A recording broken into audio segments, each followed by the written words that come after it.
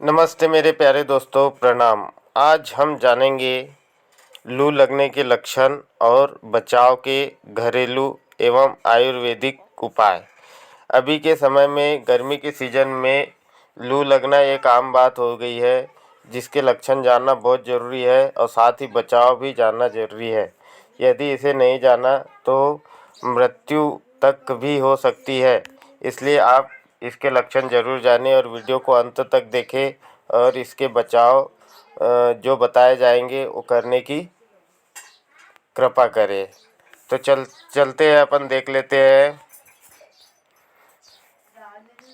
सबसे पहले यहाँ पर देखिए कि गर्मियों के दिनों में अपने देश के कई शहरों में तापमान इतना ज़्यादा हो जाता है कि घर से बाहर निकलना ही मुश्किल होने लगता है।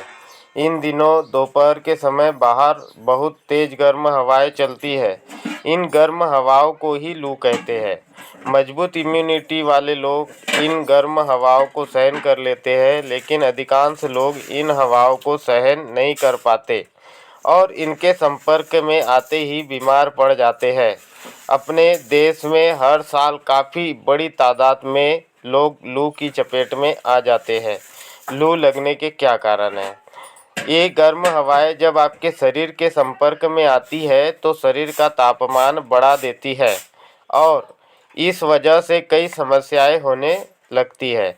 ज़्यादा देर तक धूप में काम करना और शरीर में पानी की कमी होना लू लगने के प्रमुख कारण हैं। बच्चे और बूढ़े लोग लू की चपेट में जल्दी आ जाते हैं। अधिकांश मामलों में लोगों को यह जल्दी पता ही नहीं चल पाता है कि उन्हें लू लग गई है। हालांकि इसका सटीक अंदाज़ा लू के लक्षणों को देखकर लगाया जा सकता है। इसलिए हर किसी को लू के लक्षणों की पूरी जानकारी होनी चाहिए। लू लगने के लक्षण। लू लगने पर सिर में तेज दर्द होना। सिर में यदि आपको तेज दर्द हो रहा है तो आपको लू लगी हो सकती है। चक्कर आना और सांस लेने में तकलीफ जैसी समस्याएं होती है। शुरुआत में इन लक्षणों की तीव्रता काफ़ी कम होती है, लेकिन समय के साथ साथ ये बढ़ते जाते हैं। लू लगने पर अचानक से तेज बुखार होने लगता है और शरीर में गर्मी बढ़ती जाती है। शरीर में गर्मी बढ़ने के बावजूद भी लू लगने के दौरान शरीर से पसीना नहीं निकलता है। लू लगने पर उल्टी आना और शरीर में तेज दर्द होना आम बात है। उल्टी होने के कारण शरीर में सोडियम और पोटेशियम का संतुलन बिगड़ जाता है। कमज़ोर इम्यूनिटी वाले या शारीरिक रूप से कमज़ोर लोग लू लगने से बेहोश भी हो जाते हैं। अब लू लगने पर हमें क्या करना चाहिए? तो लू लगने पर हम क्या करें? लू लगने पर मरीज को तुरंत छायादार जगह पर या ठंडी जगह पर लिटाएं। शरीर को ठंडा रखने के लिए शरीर पर ठंडे पानी की पट्टियाँ लगाएं।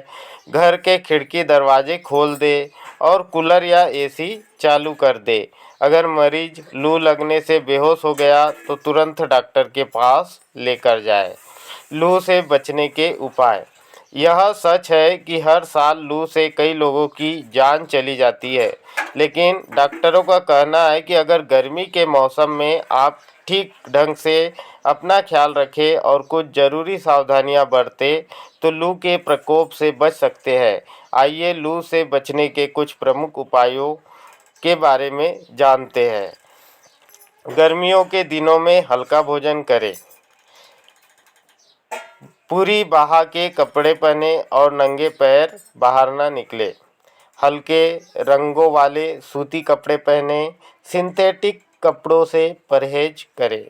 गर्मी के दिनों में कभी भी खाली पेट घर से बाहर ना निकले। ज़्यादा देर तक धूप में रहना हो तो छाते का इस्तेमाल करें।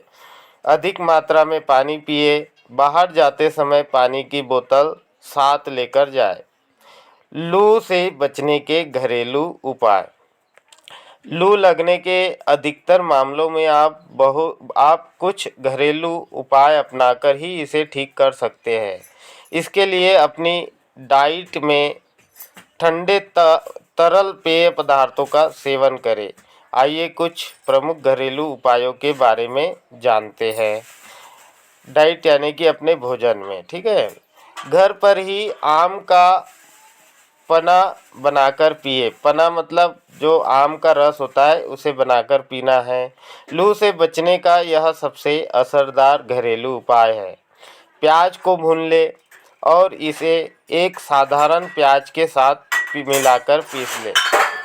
इस मिश्रण में जीरा पाउडर और मिश्री मिलाकर खाने से भी लू से आराम मिलता है। इसके अलावा रोजाना खाने में कच्चे प्याज का इस्तेमाल करें। धनिए और पुदीने दोनों की तासीर ठंडी होती है। लू से बचने के लिए गर्मियों में रोजाना धनिए और पुदीने का जूस बनाकर पिए। सब्जियों का सूप बनाकर रोजाना सेवन करें।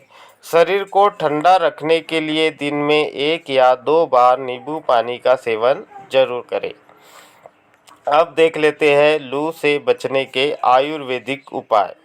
आयुर्वेद के अनुसार गर्मियों के दिनों में ठंडी तासीर वाली चीज़ों का इस्तेमाल करना चाहिए।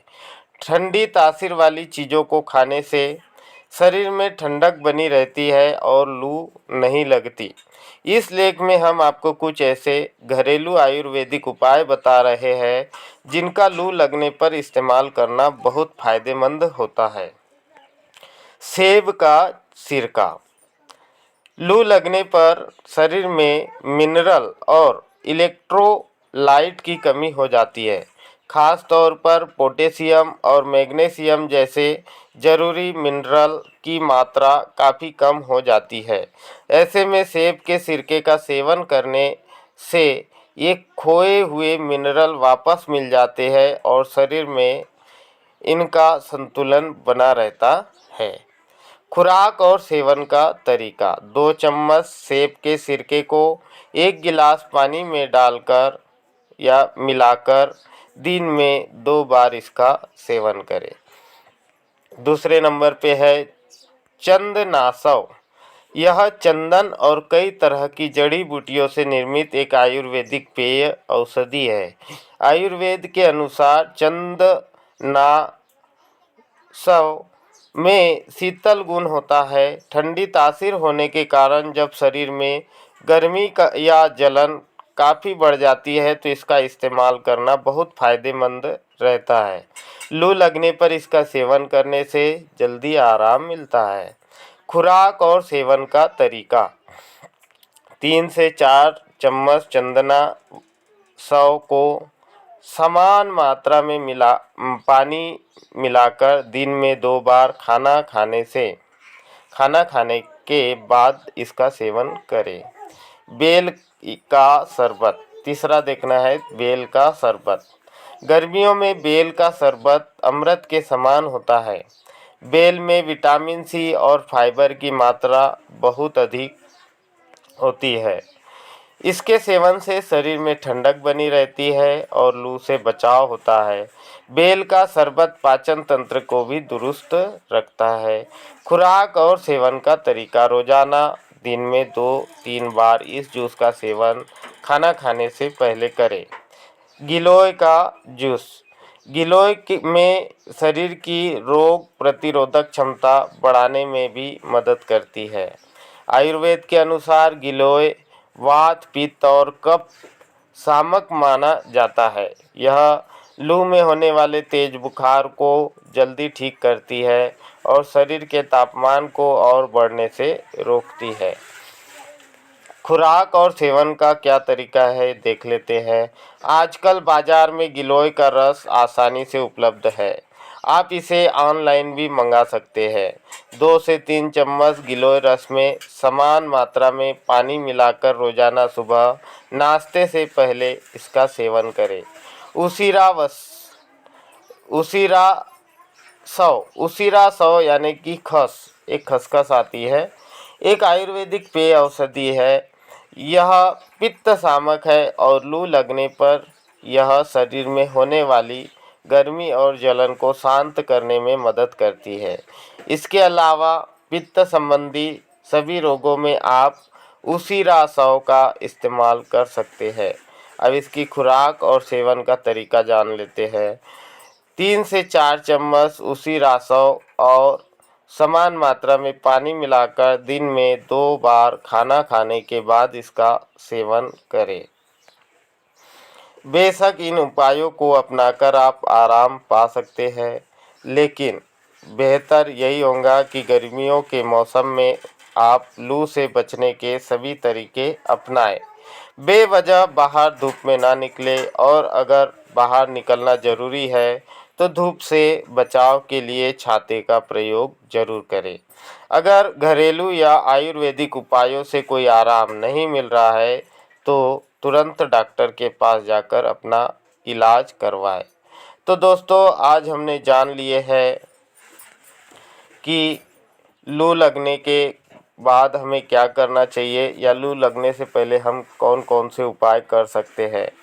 यह है गर्मियों के दिनों में ऐसा रामबाण इलाज जो आपको करना चाहिए, वरना आप लू लगने के बाद बेहोश या फिर मृत भी हो सकते हैं, इसलिए इसका उपाय ज़रूर करें। मुझे ऐसा लगा कि गर्मियों के सीज़न में आपको इसकी जानकारी बता देना चाहिए, ताकि आपके दिमाग में ये चीज़ रहेंगी तो आप लू लगने के बाद जल्द ही इन सारी चीज़ों को देखकर इसका उपाय कर लेंगे और आप एक दुर्घटना होने से बच जाएंगे। इसी के साथ बहुत बहुत धन्यवाद।